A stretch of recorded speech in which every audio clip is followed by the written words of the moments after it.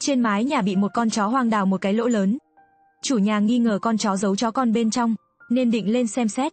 Con chó dọa mọi người hết hồn, không ngờ con chó này lại hung dữ như vậy. Nó canh giữ cửa hang, không cho ai tới gần.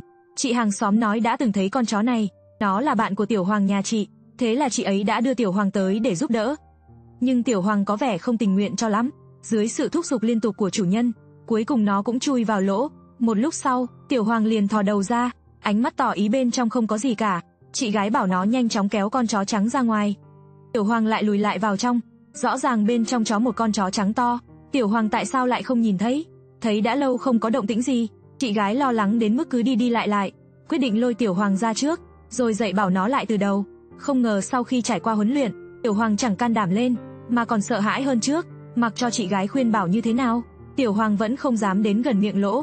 Nhưng nhìn dáng vẻ hung dữ của con chó trắng, bên trong chắc chắn có dấu chó con. Chủ nhà mang camera đến, chuẩn bị đưa vào trong xem có gì. Không nhìn thấy thì thôi, chứ vừa nhìn được liền giật mình. Không ngờ trong một cái hố nhỏ như vậy, ngoại trừ con chó trắng, còn có một con chó con nữa. Có vẻ như con chó trắng đang cố bảo vệ con mình. Đó là lý do tại sao nó hung dữ như thế. Để cứu gia đình này, đội cứu hộ đã nhanh chóng có mặt, dùng dụng cụ chuyên nghiệp để cứu cả nhà chó trắng ra ngoài. Nhưng điều mọi người không thể ngờ tới là có tận 5 chú chó con được cứu ra ngoài, con nào con nấy đều trắng trẻo, mập mạp. Nếu các bạn cũng thích đàn chó con, hãy để lại bình luận bên dưới. Nhưng chị gái hàng xóm lại phát hiện, có một chú cún nhỏ trông giống hệt Tiểu Hoàng nhà mình. Thật không ngờ, Tiểu Hoàng trung thực lại đi ngoại tình, và giấu cả gia đình Tiểu Tam trên nóc nhà. Thảo nào từ nãy nói gì cũng không dám vào. Hóa ra nó sợ sự thật bị phơi bày. Nhưng may mắn là chủ nhân vẫn hiểu lý lẽ, không đổ lỗi cho Tiểu Hoàng, mà còn chuẩn bị nhà mới cho chúng. Người xưa nói rất hay, mèo đến mét tiền, chó đến mang phúc. Con chó trắng này đúng là bảo bối.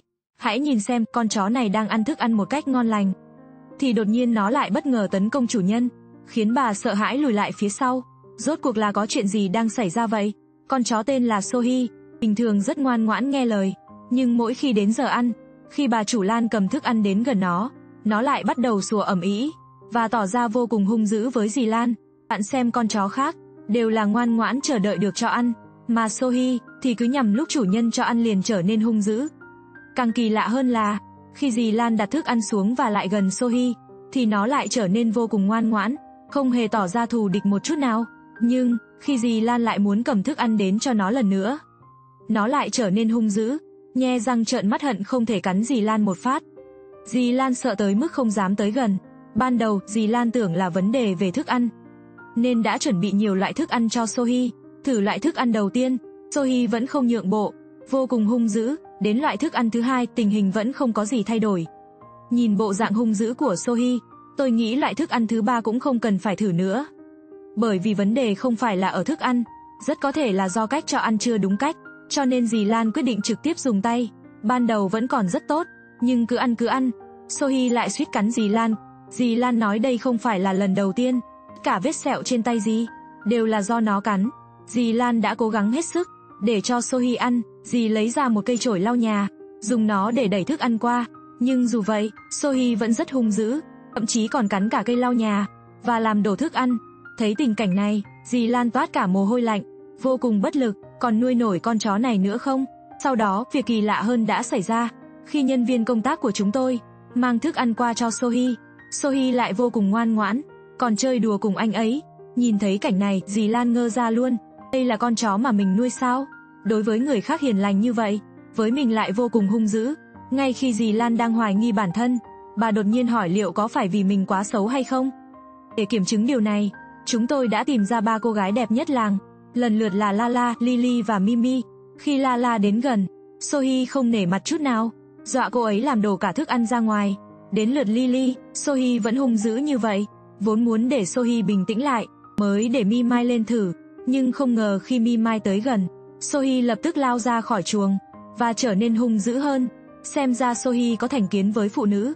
Đúng lúc này, dì Lan nói với chúng tôi, Sohi vốn dĩ là của con gái dì ấy, nhưng vì nó bị mẹ kế của chồng cô ngược đãi, nên đã gửi Sohi ở chỗ của bà. Nhưng sau khi đến nhà dì Lan, Sohi không ăn uống gì cả, chỉ cần đưa đồ ăn là nó liền trở nên hung dữ. Nhìn thấy dì Lan không có cách nào khác, chúng tôi quyết định nhờ một chuyên gia về chó đến giúp bà ấy. Dì Lan lại lần nữa trình bày nguyên nhân cho chuyên gia nghe. Chuyên gia huấn luyện chó quan sát một lúc rồi nói cho chúng tôi biết, Bởi vì trước đây Sohee từng bị bà mẹ kế kia ngược đãi, nên đã để lại một cái bóng tâm lý, mà dì Lan lại xấp xỉ bằng tuổi bà ấy, nên nó cho rằng dì Lan cũng là người xấu, và có lẽ bà ấy thường ngược đãi nó trong bữa ăn, cho nên chỉ cần cho nó ăn, nó liền trở nên hung dữ. Để cải thiện tình hình thực ra rất đơn giản, dì Lan không nên cầm cây chổi lau nhà, vì làm như thế sẽ khiến nó trở nên thù địch hơn. Thứ hai là phải đặt thức ăn lên cao, để Sohee hạ thấp sự phòng bị khi ăn. Quả nhiên, sau khi làm như thế, Sohee bắt đầu ngoan ngoãn ăn. Xem ra sau này dì Lan chỉ cần dùng cách này, thì sẽ không sợ Sohee hung dữ nữa. Sau này họ có thể sống cùng nhau rồi. Xem đến đây, nếu bạn nuôi một con chó mà nó cắn bạn, thì bạn sẽ làm gì? Trong nhà dì Vương có nuôi một con chó kỳ lạ. Mỗi ngày, bất kể ăn bao nhiêu thức ăn, nó cũng vẫn gầy trơ xương. Đứng yên cũng run lẩy bẩy. Bạn nhìn nó xem, xương sườn như muốn xuyên qua da vậy. Chẳng lẽ con chó này mắc phải căn bệnh kỳ lạ nào đó? Dù cho chủ nhân có dùng đủ mọi cách để cứu vãn tình hình của nó, thì tình trạng của nó vẫn tiếp tục xấu đi, cho đến khi người ở sau lưng xuất hiện, mới cải thiện được tình hình, cứu lấy chú chó. Khiến người ta cảm thấy kỳ lạ hơn là, dì Vương một ngày 3 bữa, đều chuẩn bị đầy đủ thức ăn cho nó, ngay cả mì ăn liền, cũng trữ cả một bao lớn. Để cân bằng dinh dưỡng, nó cũng có cả thịt ức gà và thức ăn cho chó. Con chó cũng rất thích ăn, một ngày 3 bữa không để sót. Mặc dù vậy, điều khiến dì Vương đau đầu là, tuy con chó mỗi ngày đều ăn rất nhiều, nhưng tinh thần ngày một sa sút, bộ dạng vô cùng ốm yếu. Điều quan trọng là nó ngày càng gầy đi, có thể ngã bất cứ lúc nào cũng chỉ có thể nằm trong chăn cả ngày. Người ta nói rằng những người gầy gò sợ nhất là lạnh. Dì sợ nó bị cảm lạnh, nên nhanh chóng đi lấy quạt sưởi để giữ ấm cho nó, còn tìm một cái chăn ấm để đắp cho nó. Mỗi ngày nhìn cơ thể nó, dì Vương không khỏi buồn phiền, chẳng lẽ là bị bệnh sao? Sau khi nhận ra điều đó, dì Vương nhanh chóng đưa con chó đến bệnh viện. Không ngờ hiệu quả chẩn đoán của bệnh viện lại rất cao. Lập tức xét nghiệm máu cho nó, chụp X-quang toàn thân, nhưng sau khi đã kiểm tra xong, dì Vương lại càng mơ hồ hơn. Các chuyên gia cho biết con chó vẫn bình thường, cho dù là ký sinh trùng hay những vấn đề khác, cả đều hoàn toàn bình thường. Nhưng dì Vương vẫn có ý kiến. Nhìn con chó xem, ngay cả việc đứng cơ bản nhất cũng đứng không vững, có chắc là không có vấn đề gì không? Sau khi xem qua rất nhiều tài liệu, bác sĩ nói với dì Lưu, rất có thể con chó mắc tâm bệnh, không thể chữa trị bằng thuốc. Nếu đến cả bác sĩ cũng đã nói vậy, thì quay về nhà rồi tính sau. Sau đó con chó liên tục ăn thức ăn cho chó, trộn với mì ăn liền, rồi lại tập tễnh về nằm trên đệm, sưởi ấm. Thấy con chó ngày càng gầy đi, không có dấu hiệu gì thay đổi, dì Vương chỉ đành gọi con trai từ thị trấn trở về. Có lẽ tâm bệnh chỉ có thể chữa bằng liều thuốc tâm lý.